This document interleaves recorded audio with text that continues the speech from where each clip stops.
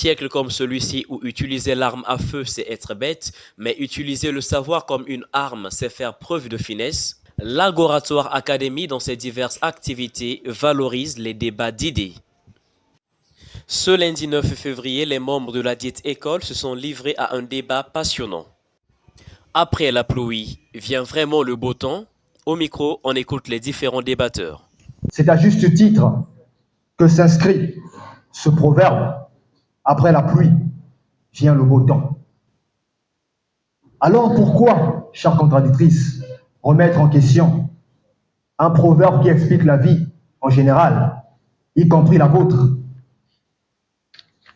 Je sais que vous êtes très brillante, chère contradictrice, mais permettez-moi de vous aider à comprendre ce proverbe, parce que sa compréhension nécessite des clés de lecture.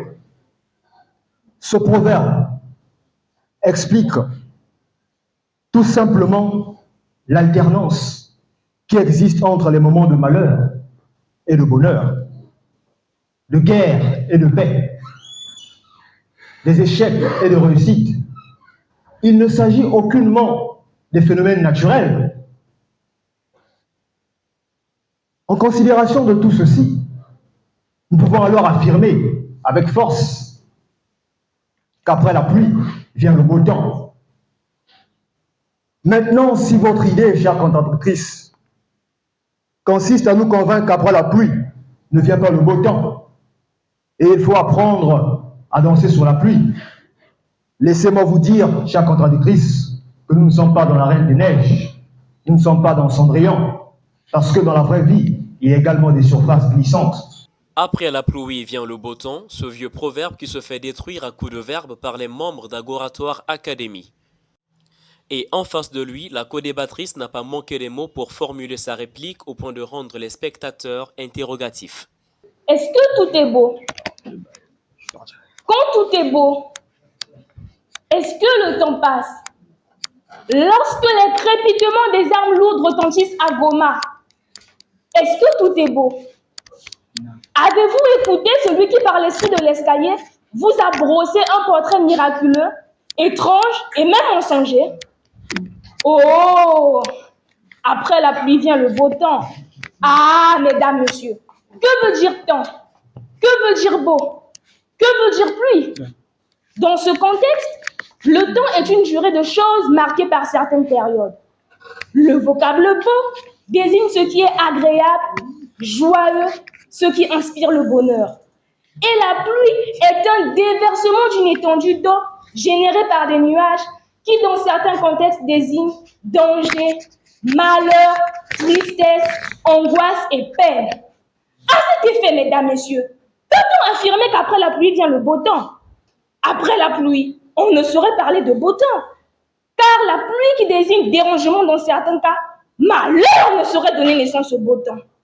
Dans le roman La joie des larmes, Élise, la mère de Lola, qui croyait avoir rencontré un prince charmant après avoir été chassée en étant enceinte par son premier amour, très insultée et vécue dans la honte avec sa fille et son oncle, se rend compte que le prince charmant qui lui offrait le soi-disant beau temps violait sa fille. Est-ce vraiment cela le beau temps?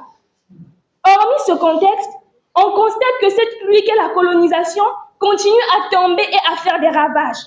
Malgré notre liberté et notre démocratie, nous nous faisons encore manipuler par les Européens par le pacte colonial. Est-ce cela le beau temps? Comment pouvez-vous expliquer que l'Afrique, un continent qui n'était habité que par les Noirs, se fasse désormais appeler Afrique blanche depuis que les Européens se sont installés? Avez-vous entendu parler de l'Europe noire? Après eux, d'autres se sont livrés en logomachie afin de savoir si en amour l'on devait suivre le cœur ou la raison. Le cœur ne ment pas, il se révèle. Blaise Pascal nous le rappelle avec force. Le cœur a ses raisons que la raison ne connaît point. Mais face au cœur se dresse la raison. La raison, ce monstre froid, méthodique et impitoyable, dépourvu de chair et privé de bâtiment, qui dissèque l'amour comme un objet d'étude, qui mesure là où il faudrait parfois s'abandonner. Le cœur n'aime pas, il calcule, pardon. Il ne ressent pas, il soupèse. Il ne rêve pas, il prévient. Mais en face, le groupe adverse soutient la thèse selon laquelle l'homme devrait plutôt suivre la raison. Mesdames et messieurs, mon cher contradicteur vient lui-même de s'avouer vaincu. Il vient d'avouer que choisir les sentiments, c'est souffrir. Alors mettons fin à ce débat. Je ne vois pas le sens de poursuivre ce débat alors qu'il s'est avoué vaincu. Mais, mesdames et messieurs, vous êtes sans ignorer que nous vivons dans un monde où les apparences sont trompeuses. Un monde où l'on peut rencontrer des manipulateurs, des briseurs, des briseuses de cœur. Dans un tel contexte, choisir un partenaire de vie n'est pas un jeu sentimental. Ce n'est pas un yakatofan d'après Tokabona. Ce n'est pas un coup d'un soir. Ce n'est pas qu'un frisson. Ce n'est pas un coup de cœur. C'est un engagement lourd de conséquences. Un mauvais choix ne brise pas seulement un cœur. Un mauvais choix peut briser une famille. Un mauvais choix peut briser une santé mentale. Un mauvais choix peut briser tout un avenir. Les violences conjugales ne commencent pas toujours par des coups. Elles commencent souvent par une mauvaise interprétation des signaux. La dépression, les goumas sévères, les traumatismes des enfants, tout cela peut naître d'un choix fait uniquement par passion. Mesdames et messieurs, voulez-vous être victime de ces atrocités? Je pense que non. Mesdames et messieurs, voulez-vous être victime de ces souffrances? Je pense que non. Mesdames et messieurs, voulez-vous être victime de ces horreurs? Je pense que non. Alors, écoutez la voix de la raison. Car la raison, elle observe le comportement. La raison, elle analyse la stabilité émotionnelle. La raison, elle évalue la responsabilité. N'ayant pas digéré les paroles du groupe adverse, ce co-débatteur montre sa frustration. Je n'applaudis pas ici la performance de mes contradicteurs, bien que fair play l'exige, mais le fair play, j'estime l'avoir largement observé en gardant calme et sang-froid face à une argumentation aussi fallacieuse. Mesdames et messieurs, si j'émets du bruit, c'est dans le but de vous réveiller. Car oui, ils ont voulu vous endormir. Éteindre votre esprit critique, atteignez votre sens de l'observation. Mais permettez-moi, s'il vous plaît, de vous dire une vérité. Oui, quelque chose de vrai. Vous vous êtes fait avoir, et en beauté. N'ayez donc pas honte de l'admettre, et je parviendrai ainsi à vous en délivrer. For sure, mes contradicteurs ont présenté la raison comme quelque chose d'analytique. Mais dites-moi, est-ce analytique de juger quelqu'un à ses premières impressions? Les coups de verbe tombaient de tous les côtés, nous empêchant de savoir vraiment de quel côté nous mettre. Le débat n'est pas un concours d'émotions. Au moins, une histoire de coups de cœur. Choisir un partenaire de vie, ce n'est pas choisir une chanson qu'on aime aujourd'hui. C'est choisir un chemin. Et le chemin ne se choisit pas uniquement avec le cœur, mais la raison. La raison permet de choisir un partenaire de vie sur le long terme. Les sentiments sont puissants, je ne les nie pas, mais ils sont aussi instables. On peut aimer aujourd'hui et douter demain. La raison permet d'analyser ce qui dure, les valeurs, les projets, la vision du mariage, la manière de gérer les conflits. Deux personnes peuvent s'aimer intensément. L'une veut fonder une famille et l'autre non.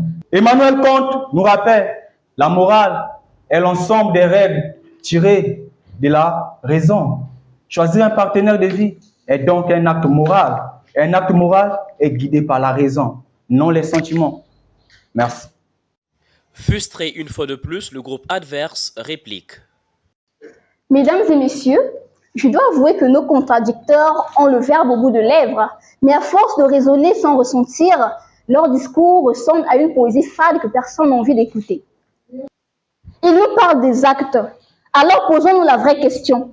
Peut-on encore appeler amour une relation dont la survie dépend uniquement de la permanence du confort? Une relation bâtie uniquement sur la raison ressemble à un contrat silencieux. Je reste tant que tu assures. Je t'aime tant que tu corresponds. Mais ce n'est plus un engagement. C'est une transaction MTN ou RTL où celui qui reçoit a le sourire aux lèvres. Mais quand le bénéfice diminue, il se retire avec ingratitude. La raison calcule. Elle additionne les avantages, soustrait les risques, anticipe les pertes. Elle traite l'amour comme une science exacte, comme une équation mathématique où chaque véritable doit être maîtrisé. Mais l'amour n'est pas une formule. Sujet complexe, rendant perplexe, difficile donc de faire un choix, mais il s'y est de rappeler que les débatteurs ont fourni un travail important et que chacun peut faire un choix selon sa convenance.